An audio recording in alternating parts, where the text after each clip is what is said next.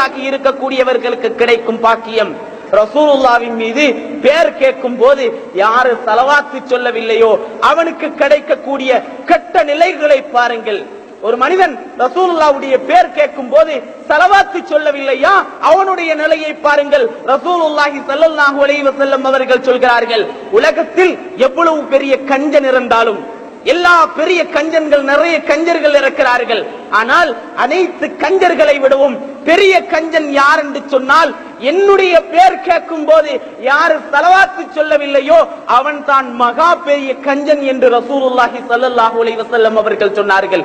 ஏன், ஒரு மனிதன் ஸலவாத்து சொல்லும் போது அவன் நன்றியுள்ளவன்.